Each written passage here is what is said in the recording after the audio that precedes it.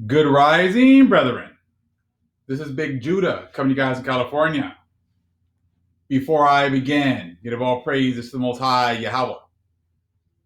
Acknowledgement of the earthly mother. Who is wisdom? Who is the Holy Spirit?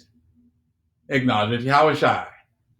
I pray the Most High blesses this lesson this evening, gives more knowledge and understanding of the events of the past, in order to understand the events that are currently happening on the earth, so we get a much better understanding of the things that are soon to come on the earth. Brethren, we're back again. I would ask for you guys to still continue to pray for myself and my family, because we're still going through our peaks and valleys, and we will do the same for you. We're all going through something here at the end. We're all going through something as we transition from the time of the Gentiles back to the time of the Most High's chosen people. And we need to continue to pray and hold each other up into prayer, in order for us to all get through this together. We're going to continue to take some more looks here at some of these other books and get more knowledge and understanding of how things used to be. See, we were blessed with a connection with the Most High that the other nations did not have then and they do not have now. We were able to do many things through the power of the Most High, through the power of nature. We were connected with the earth, with our earthly mother, who provides for our physical needs. Then we would go to the spirit world, where we would, commune with the Father, and the place where there are no names for things. And we have forgotten that connection. That's what the disconnect has been. And even today, the world works so hard to keep us disconnected from our Father. And it's all about what's going on right now. The whole world is caught up in how we're going back to normal, how things are going back to normal. And the Most High has given them that opportunity. He's given them that rope, to hang themselves. As quickly as they can try to get back to normal and forget about the Most High being in charge. That's exactly what this world has come to.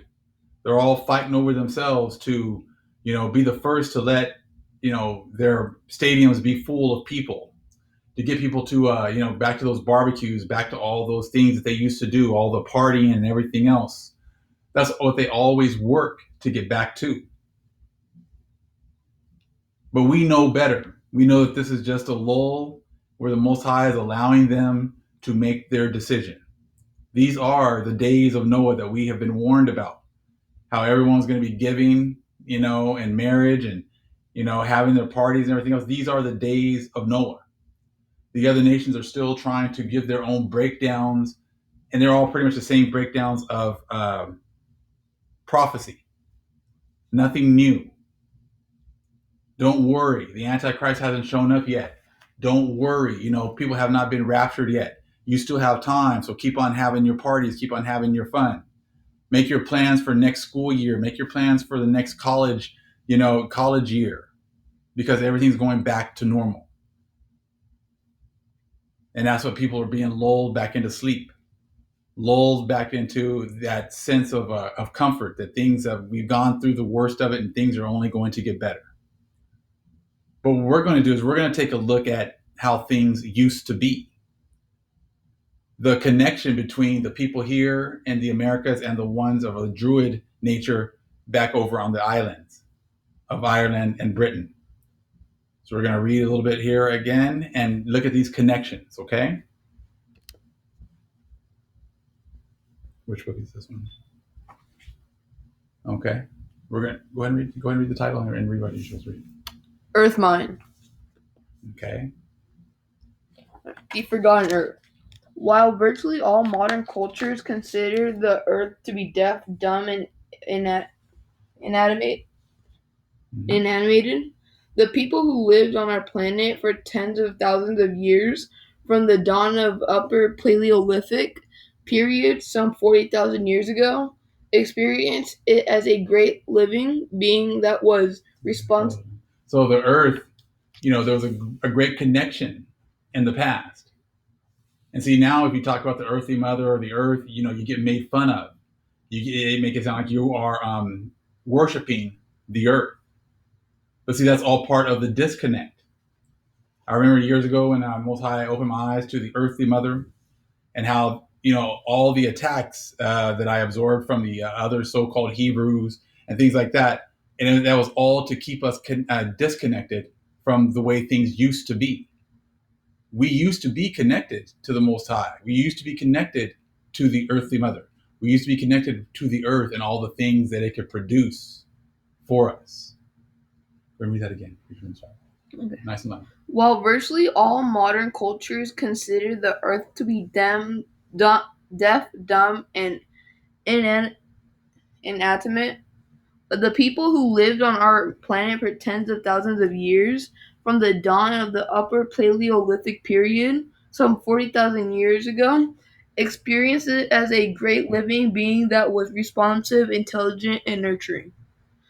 Following some of these early worldviews through the labyrinth.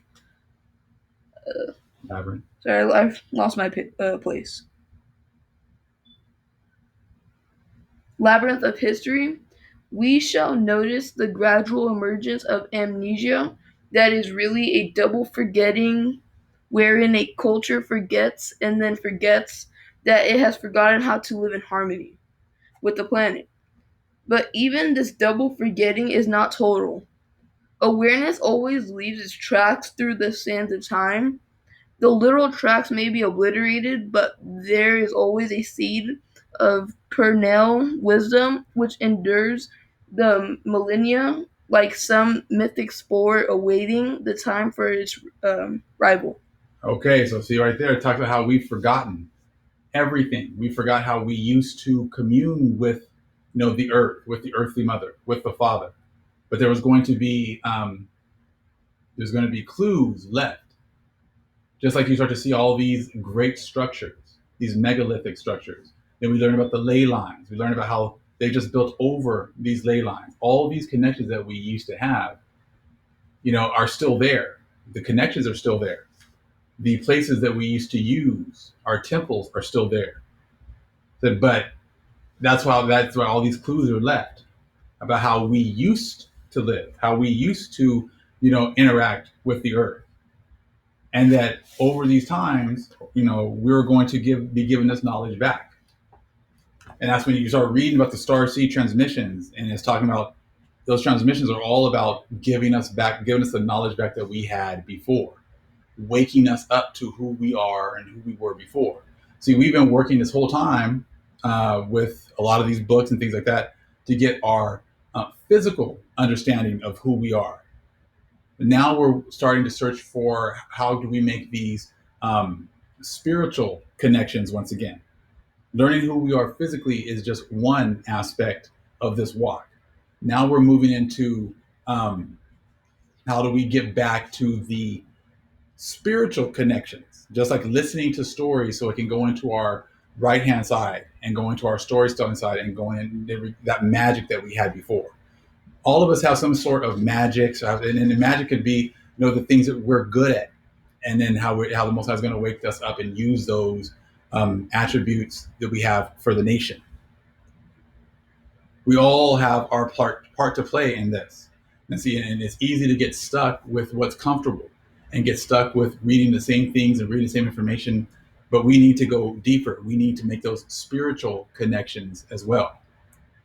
Knowing that at night when we sleep, that's when the Most High is dealing with us on a spiritual level. So that when we wake up and we have these thoughts, a lot of times those are the thoughts that we get overnight from the spiritual connections that we are making with the Most High. The subconscious is being, taught. We're being taught in the subconscious, in the spirit world. And that's all part of this as well. We're going to go ahead and take a look at how, we used to make these connections with the spirit world. We used to use the astronomy. We used to use the planets. We used to use space. We used to use the stars, and how those things would help us in our day-to-day actions as well. Let's take a look here.